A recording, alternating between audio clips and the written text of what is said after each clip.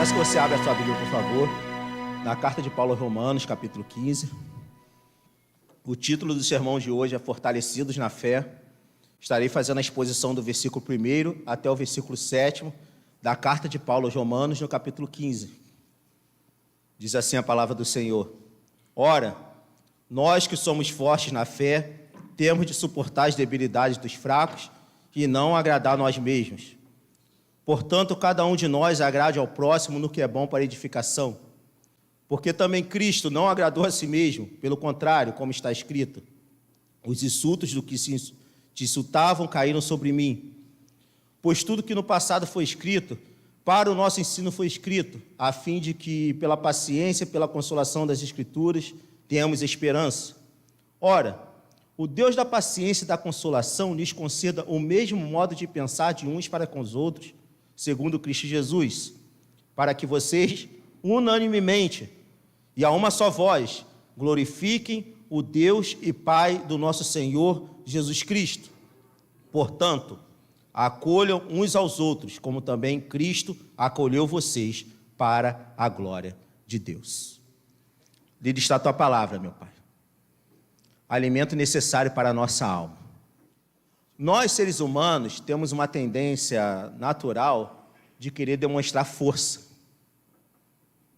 Nós temos o hábito, habitualmente a gente acaba tendo o costume, o hábito de querer enaltecer as nossas qualidades, enaltecer as nossas virtudes, as nossas conquistas, as nossas capacidades de realizações. Naturalmente a gente faz isso. Agora a gente gosta de mostrar o nosso melhor. E as nossas fraquezas e as nossas dificuldades a gente suaviza, a gente meio que coloca escondidinho, a gente deixa escondidinho lá. A gente gosta de mostrar as conquistas, as coisas boas que a gente faz, as nossas competências, as nossas habilidades, e as nossas fraquezas a gente gosta de deixar um pouquinho de lado. As redes sociais, elas potencializaram isso. Hoje, as redes sociais já potencializaram isso. A gente vê nas redes sociais uma série de influências onde as pessoas elas demonstram ter uma vida maravilhosa, uma vida extraordinária, que não tem defeito nenhum na vida do cara. Tu olha para a vida do cara, a vida do cara é perfeita. É uma vida de sonhos. As pessoas nas redes sociais, elas vendem isso. Aí você fala assim, poxa, essa pessoa aí, ela está na crista da onda, ela está vivendo uma excelência extraordinária. Por quê? Porque o algoritmo das redes sociais nos leva a ter esse tipo de interação e entender esse comportamento, tentar compreender esse comportamento. E muitos procuram copiar, essas pessoas procuram copiar esses exemplos, reproduzir esses exemplos, esforçando-se para apresentar uma imagem que faça com que os outros vejam a nossa força e as nossas realizações. Então, ninguém vai para a rede social, vai botar a foto do prato do arroz e feijão com ovo. Bota. Irmãos, é maravilhoso. Eu adoro. Mas o cara não bota arroz e feijão com ovo. O cara bota lá no restaurante, lá na beira da praia, aquela foto, né, para querer mostrar que ele está podendo estar lá, né? Para querer mostrar que ele está podendo. Então, é natural que a gente tenha esse tipo de comportamento. De querer demonstrar força, querer demonstrar que a gente está bem. É disfuncional, mas é natural. De querer demonstrar que a gente tem uma excelência naquilo que a gente faz. A igreja de Roma, havia dois grupos ali, na igreja de Roma, que é a igreja que Paulo está escrevendo. Paulo vai chamar esses grupos dos fortes e dos fracos. Quem eram os fortes? Os fortes eram as pessoas que tinham uma certa compreensão, uma compreensão melhor da Sagrada Escritura, uma compreensão melhor dos ensinamentos de Jesus, da palavra de Deus. Então, pelo fato de elas terem essa compreensão, elas viviam com a maior liberdade. E essas pessoas eram classificadas como fortes.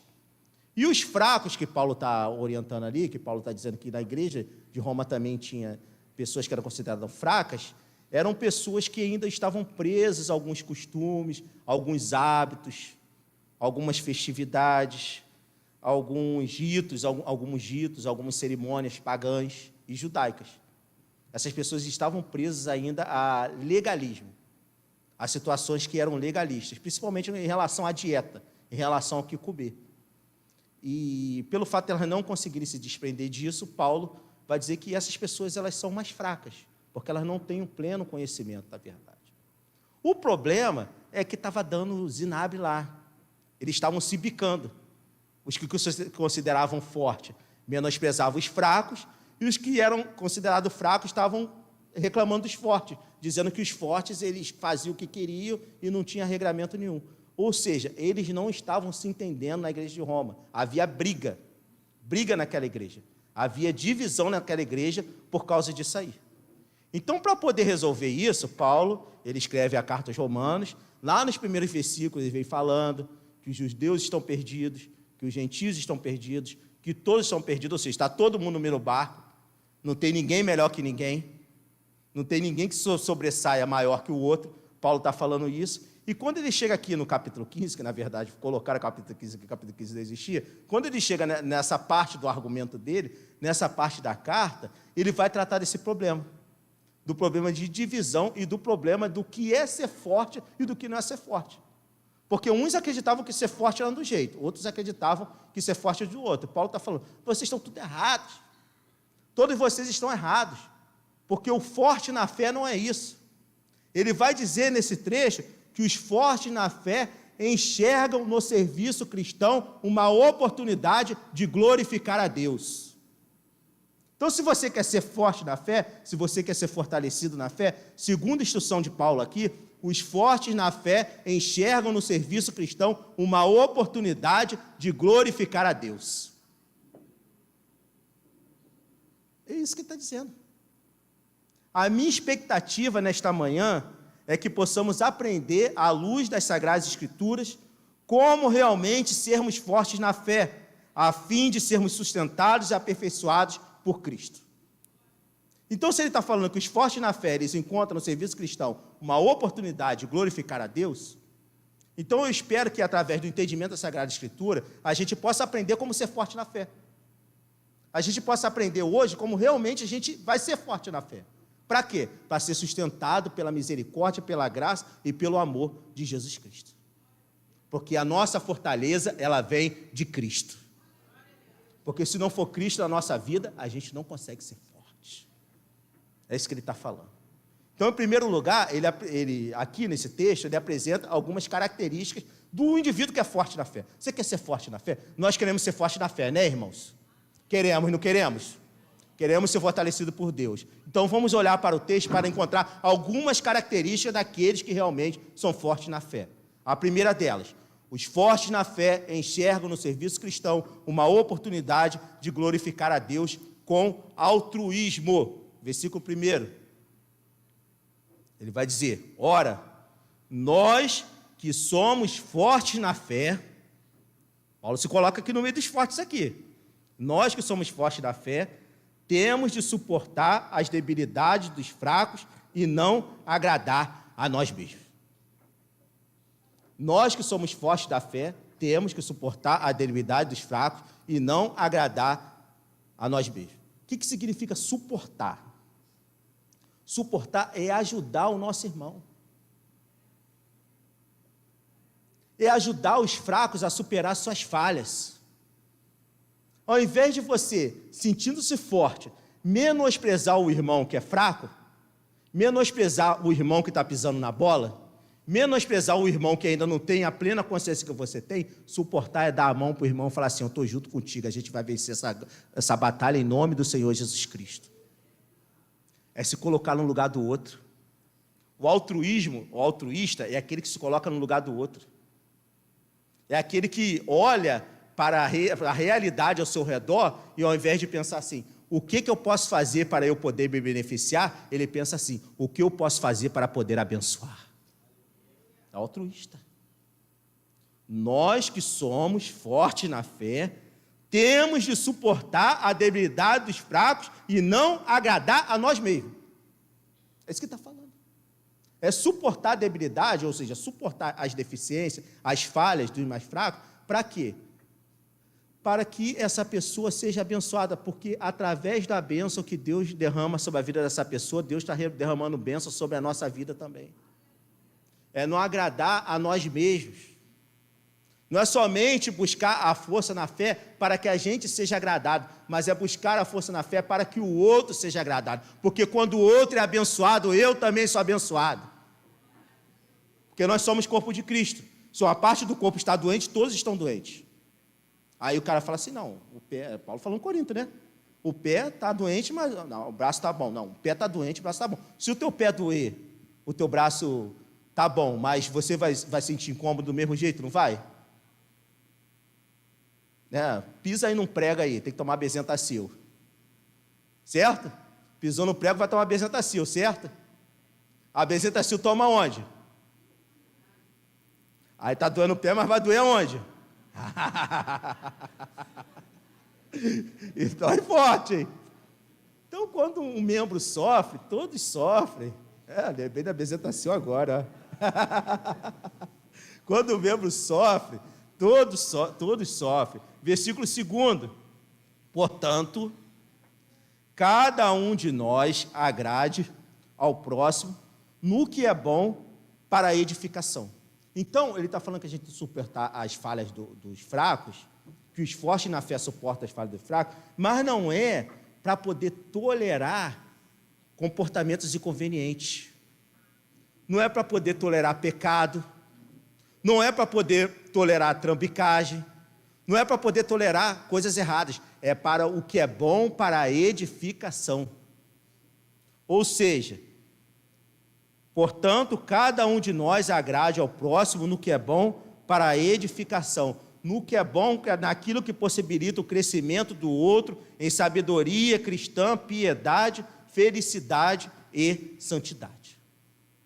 Então, nós temos os fortes, aqueles que consideram fortes na fé, eles precisam suportar as debilidades do fraco, para quê? Para que os fracos desenvolvam piedade, para que haja santidade no corpo de Cristo, no que é bom para a edificação. Existe um propósito, e o propósito é um propósito restaurador, não é um propósito destruidor, não é um propósito aniquilador, mas é um propósito restaurador. E assim, a gente, tendo essa condição de se doar para o outro, a gente é fortalecido na fé, porque o Espírito Santo vem e trabalha no nosso coração, nos dando força, nos dando capacidade para poder servir ao nosso irmão para a glória dele. É o altruísmo. E existe exemplo maior de altruísmo do que Jesus e dos seus apóstolos? Existe exemplo maior que esse? Aqueles que tinham tudo, Jesus tinha tudo, mas Jesus entregou a sua vida por nós, não porque a gente merecia, mas porque Ele quis dar para poder nos abençoar. Alguém aqui tem alguma condição, nós, né? Tem alguma condição de dar alguma coisa para Jesus? Dar alguma coisa em troca? A gente não tem condições nenhuma de dar nada em troca para Jesus. Mas Jesus se entregou na cruz por nós, mesmo a gente não tem condição nenhuma de dar algo em troca, porque Ele quis se entregar para poder nos salvar. Ele é o nosso maior exemplo de altruísmo. E esse exemplo, ele inspirou crentes no decorrer da história. Pessoas que se separaram para poder se doar para o outro. A gente tem um exemplo na história da igreja de Francisco de Assis. A gente tem um exemplo da história da igreja de Clara, que eram pessoas riquíssimas, pessoas abastadas, mas largaram toda a sua riqueza, largaram tudo aquilo que eles tinham, todas as suas, vamos dizer assim, os seus beneficiamentos, tudo aquilo que eles tinham de especial, e foram servir aos leprosos. Foram abraçar os leprosos, aqueles que não tinham nada. Ou seja, se dedicaram de maneira intensa à causa do Evangelho. Esse altruísmo de Jesus Cristo, ele serve de inspiração para qualificar a nossa vida espiritual. Então, irmão, se você quer saber se você está forte ou não na fé, faz a seguinte reflexão. Eu estou fazendo essa reflexão todo dia, e está me batendo, tá? Está me ferindo forte. Faz a seguinte reflexão: quanto eu estou me doando para o outro? De quanto a gente está se doando para poder abençoar o outro? Quanto que Jesus Cristo se doou? Quanto que Ele se dedicou à nossa vida? Quanto que a gente está dedicando a nossa vida para o outro? E os exemplos de Jesus Cristo, dos apóstolos, eles nos estimulam a sermos melhores e mais solidários. Eles nos levam a ter maior solidariedade, leva a gente a ser solidário com o outro. Porque, irmãos, olha só, a função da igreja não é construir prédio, a função da igreja não é ter ministério de louvor lindo, maravilhoso, esplêndido. A função da igreja não é estar na rede social demonstrando que ela é uma igreja relevante na sociedade. A função da igreja são as pessoas e as suas necessidades. Se a igreja não tiver foco nas pessoas e nas suas necessidades, ela perde a sua essência de igreja. Porque o nosso Senhor e Salvador Jesus Cristo, Ele não focou no templo, Ele não focou na reforma social, Ele não focou na política, Ele focou em salvar as pessoas. Ele é o nosso maior exemplo de altruísmo. E como a gente pode imitar Jesus Cristo nesse negócio? Promovendo oportunidades para que vínculos sejam estreitados e virtudes desenvolvidas. Promovendo oportunidade. Olhando e falando assim, o que eu posso abençoar? Dentro das minhas limitações, evidentemente. O que eu posso abençoar? O que o meu irmão está precisando? O que o meu irmão está necessitando? O que aquele que eu considero que esteja numa condição mais debilitada que eu? Estou no sentido, não estou dizendo uma condição espiritual, não, pode ser até uma condição física. Aquele que eu estou olhando e estou percebendo que ele está numa condição mais debilitada que eu, que ele está mais fraco que eu, o que eu posso fazer para poder abençoá-lo, para poder fortalecê-lo?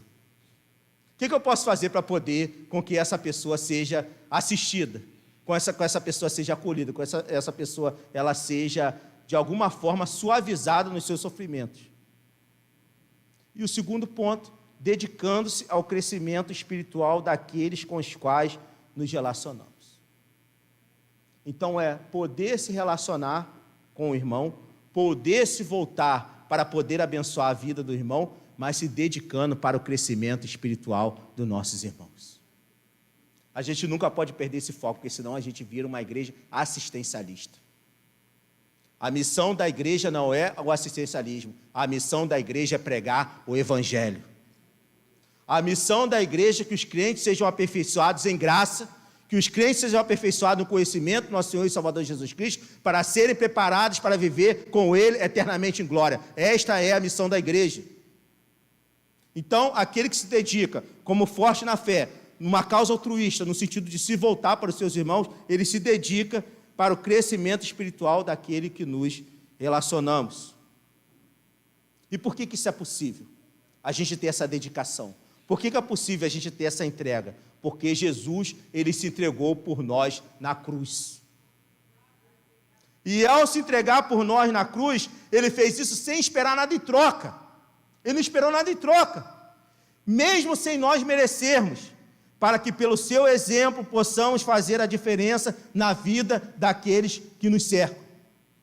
Então, assim como Jesus se entregou por nós, mesmo sem merecermos, mesmo sem esperar nada em troca, a gente possa se entregar pela vida dos nossos irmãos, mesmo sem merecerem, mesmo sem esperar nada em troca, para poder abençoar as suas vidas. E assim, Deus nos dará graça para podermos sermos fortes. Porque o fraco tem condição de sustentar o fraco, mas o forte tem condição de sustentar o forte. Que Deus possa fazer a mim e você forte, não para que a gente possa ser exaltado, mas que Jesus seja glorificado e as pessoas sejam abençoadas. Primeiro ponto. Enxergamos, os fortes na fé enxergam no serviço cristão uma oportunidade de glorificar a Deus com altruísmo. Segundo ponto que a gente encontra nesse texto aqui é a qualificação, versículo 4.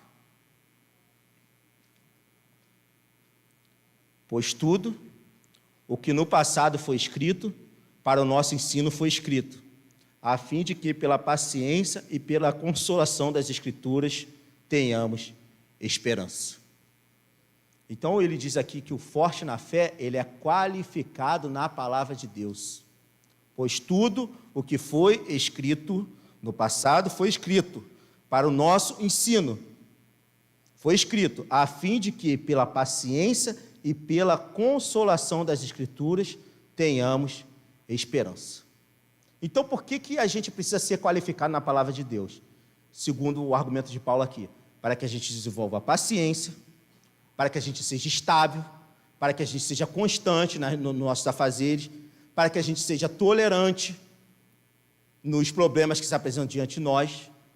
E através dessa paciência que é desenvolvida na nossa vida, a gente possa ser consolado pelas Sagradas Escrituras. Paciência e consolação, para que a palavra de Deus nos console, para que a palavra de Deus nos fortaleça, para que a palavra de Deus gere em nós força suficiente para podermos enfrentar as dificuldades, para que a palavra de Deus nos ampare, nos suporte, nos sustente, nos momentos de maior dificuldade, para que a gente possa crescer, fortalecer-se e abençoar a vida do nosso irmão. Pela paciência e pela consolação das Escrituras, tenhamos esperança, tenhamos regozijo, tenhamos expectativa na eterna salvação. Então, para que a gente seja forte na fé, a gente precisa ser qualificado pela palavra de Deus. É a palavra de Deus que nos qualifica. Porque quando nós somos qualificados pela palavra de Deus, os nossos méritos, eles são anulados e os méritos de Cristo são exaltados na nossa vida. E essa qualificação, ela se dá a fim da gente ser forte e fortalecer o próximo. Permita-me ilustrar. Vamos para o exemplo de Josué, quando ele recebeu a missão de Moisés. Moisés morreu, aí Deus chamou Josué para a conversa. Josué, agora é com você. Está vendo esses milhões de pessoas aí? Esse problemão que Moisés administrava? Agora é com você. Aí Josué deve ter olhado para Jesus e falado assim, se tremido todo para Deus, né? Se tremido todo, né? Olhou para aquela situação, deve ter se tremido todo, falou, agora é comigo. Mas Josué obedeceu a palavra de Deus. Às vezes a Sagrada Escritura, ela faz a gente tremer. Ela sacode as nossas bases. Ela gera até insegurança no nosso coração. Mas a obediência à palavra de Deus nos fortalecerá para a gente possa ser vencedor em Cristo Jesus. Sabe por quê? Deus está falando para Josué, ser forte e corajoso. Ser forte e corajoso. Ser forte. Deus está falando, ser forte. Mas para você ser forte, você precisa obedecer. E para você ser forte, você precisa ser orientado dos mandamentos.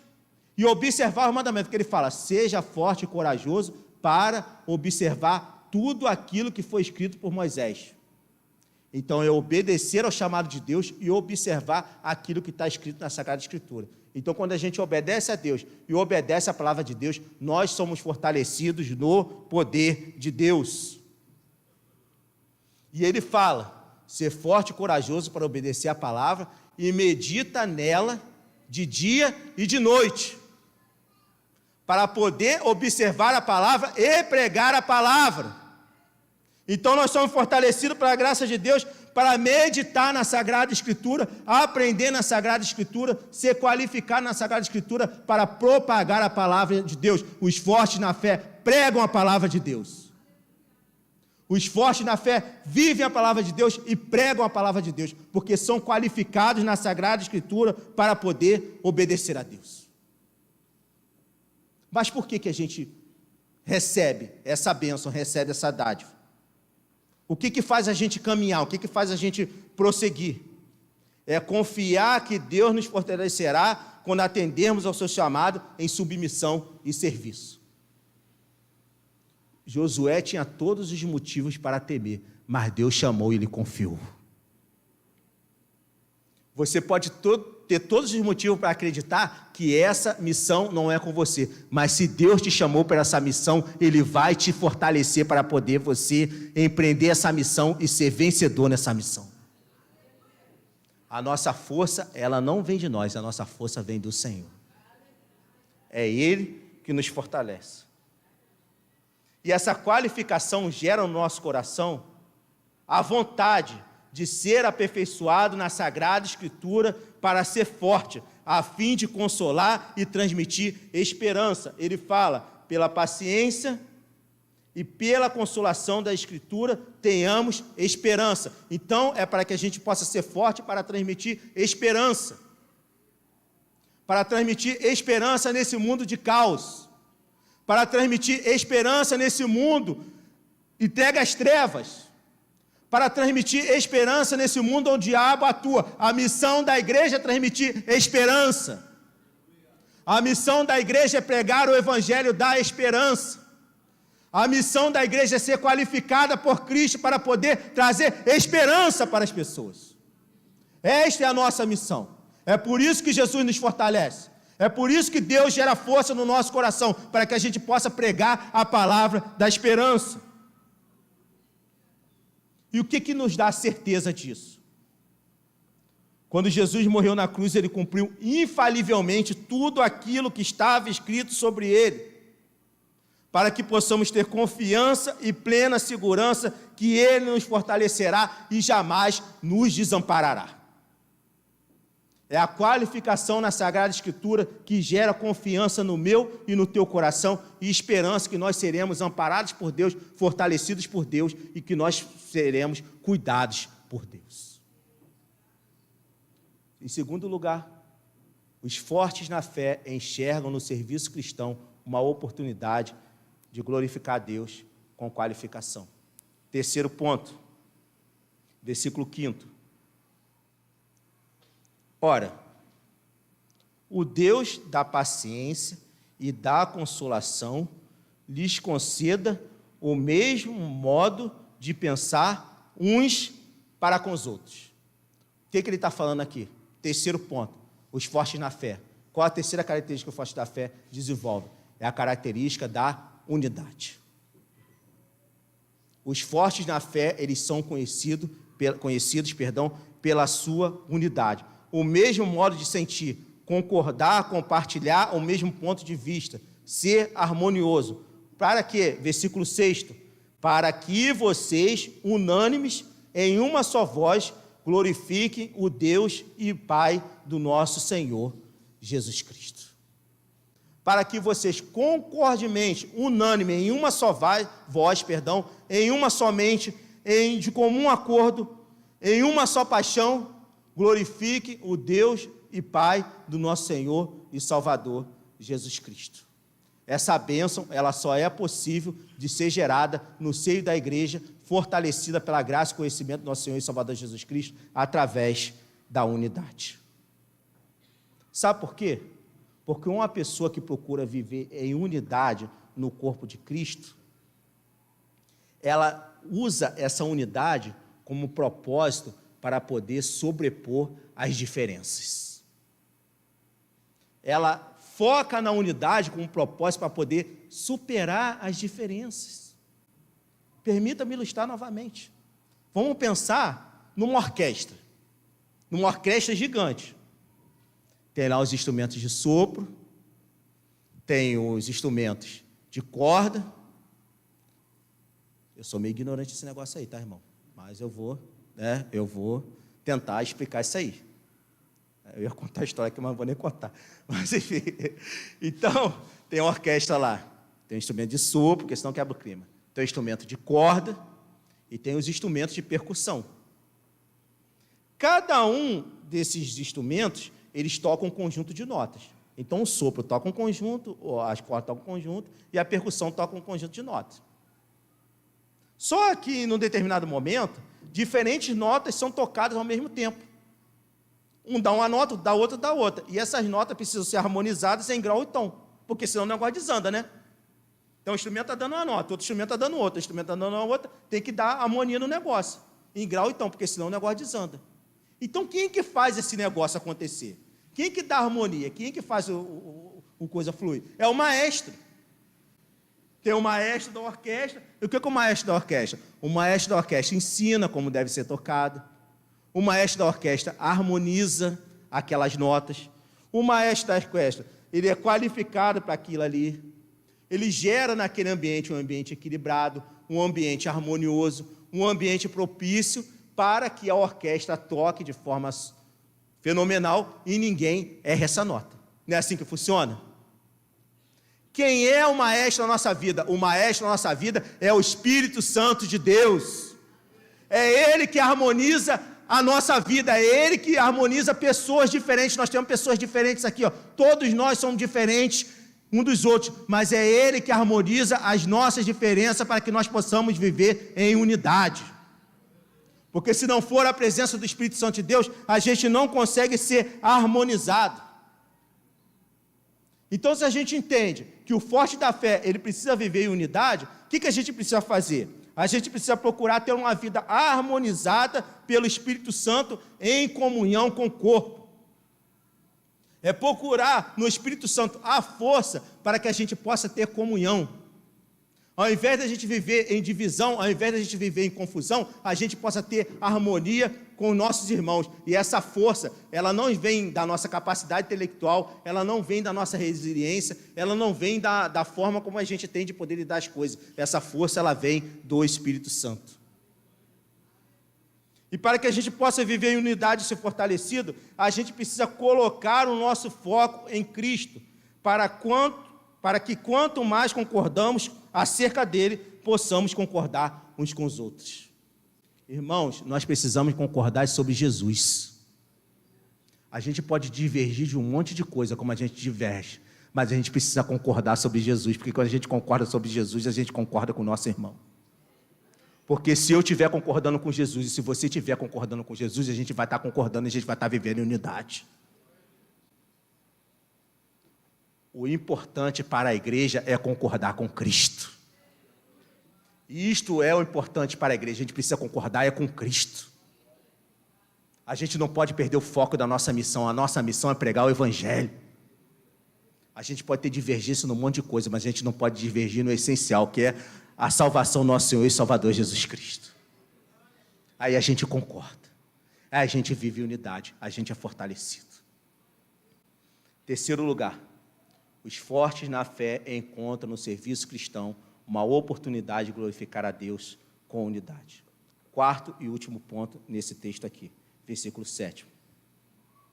Portanto, acolham uns aos outros, como também Cristo acolheu vocês para a glória de Deus. Quarto ponto é o acolhimento. Acolham uns aos outros, como também Cristo acolheu vocês para a glória de Deus. Ele está dizendo, ó, missão da igreja, receba as pessoas, acolhe com amizade, ajuda naquilo que é possível e necessário. Acolha uns aos outros, assim como Jesus acolheu vocês, para quê? Para a glória de Deus. Como é que a gente cumpre essa missão nesse meio aqui? Acolhendo as pessoas com cordialidade. Nós teremos aqui o nosso congresso de mulheres, que as pessoas que entrarem nesse lugar, elas se sintam tão abraçadas, elas se sintam tão amadas, elas se sintam tão prestigiadas, que elas nunca mais saem daqui em nome do Senhor Jesus Cristo. Mas sou eu e você que vai abraçar. Essa missão é nossa, sou eu e você que vai acolher. É o nosso abraço estendido, é o nosso ombro acolhedor, é a nossa disposição de poder amar o outro. Para quê? Para que quando essas pessoas chegam aqui, elas sejam inseridas nos grupos. Ao invés de elas se sentirem excluídas no grupo, elas sejam inseridas no grupo. Você possa pegar a irmã aqui, né, a mulher, né, pegar a irmã e falar assim, irmã, agora você está aqui no grupo das irmãs, a gente está junto porque daí vier. O irmão chegar aqui e falar assim, varão, sexta-feira a gente vai fazer um churrasco aqui, porque tem que conversar desse jeito, porque senão o cara não vem. Sexta-feira vem churrasco aqui, vem comer um churrasco aqui, que a gente vai conversar e vai trocar uma ideia. A gente vai acolher. Daqui a pouco o cara está aqui fazendo churrasco, daqui a pouco quem está fazendo churrasco é ele. É inserir as pessoas no grupo, respeitar o processo de amadurecimento. O acolhimento pressupõe respeitar o processo de amadurecimento. Tem gente que vai pisar na bola, velho. Tem gente que vai falhar, tem gente que vai faltar, mas a gente precisa respeitar esse processo. A gente precisa respeitar esse processo de crescimento, esse processo de amadurecimento, porque ao invés da gente enxotar, a gente vai estar acolhendo, a gente vai estar abraçando. E assistir os necessitados. O acolhimento pressupõe assistir os necessitados. Se você conhece alguém que está passando necessidade, se você já conhece, é porque Deus colocou no teu coração, é para você ajudar. Se você tem condições de ajudar, é para você ajudar. Mas esse acolhimento ele tem alguns critérios. O primeiro deles, buscar acolher as pessoas e suas necessidades, mesmo que não tenhamos afinidade com elas. A questão toda é o seguinte, que a gente tem as nossas preferências, é natural. Então, às vezes, a gente busca estar junto de uma pessoa, porque a gente tem afinidade, né? Aquela coisa toda. Mas o acolhimento que Paulo está falando aqui para a glória de Deus é buscar assistir as pessoas, mesmo que a gente não tenha afinidade nenhuma com ela. Mesmo que seja a primeira vez que você viu aquela pessoa na tua vida, se você tem condições de acolher, acolhe, porque assim você vai ser fortalecido na graça e no conhecimento do nosso Senhor e Salvador Jesus Cristo. Acolhe, porque senão, assim você vai ser forte. E desejar amparar as pessoas sem preferências e diferenciações, independente do quem seja. Independente se é gordo, se é magro, se é preto, se é branco, se é rico, se é pobre, se é formado, se não é formado. Independente de quem seja, buscar amparar as pessoas nas suas necessidades, sem preferência e sem diferenciações. Porque quem não tem dinheiro precisa ser amparado, mas quem tem dinheiro precisa ser amparado também. Todos precisam ser amparados de alguma forma. E o ensinamento que a palavra de Deus nos traz hoje é que para a gente ser fortalecido na fé, a gente precisa ser acolhedor. Vou ler o versículo 7 de novo. Portanto, acolham uns aos outros, como também Cristo acolheu vocês, para quê? Para a glória de Deus. Por que Deus é glorificado nisso? Porque Jesus ele morreu na cruz para que pecadores pudessem ser acolhidos e incluídos na família de Deus, mesmo sem merecerem, nos ensinando a seguir o seu exemplo. Então, queridos, o meu desejo hoje, a minha expectativa, é que a gente possa sair daqui entendendo que para a gente ser forte na fé, realmente, a gente precisa servir a Deus. Para que a gente seja forte na fé, realmente, a gente precisa glorificar a Deus. A gente precisa encontrar no serviço cristão uma forma de glorificar a Deus. E se a gente for altruísta, se nós formos qualificados na palavra de Deus, se nós vivermos em unidade, e se a gente praticar o acolhimento, nós estamos num bom caminho. Que Deus possa nos encher dessa virtude, para que a gente possa glorificar o nome dEle a cada dia. Que Deus possa nos encher dessas virtudes, para que a gente possa ser uma igreja viva, uma igreja relevante, uma igreja cheia do Espírito Santo, uma igreja que faça a diferença nessa cidade, uma igreja que faça a diferença nesse município, uma igreja onde as pessoas cheguem aqui neste lugar e sintam a presença do Deus vivo e sejam impactados pelo Deus vivo. E o canal deste impacto será eu e será você. Que Deus tenha misericórdia na nossa vida, nos reforme e nos qualifique para essa missão. Para quê? Para a glória dele. Feche seus olhos, vamos orar em nome do Senhor Jesus Cristo.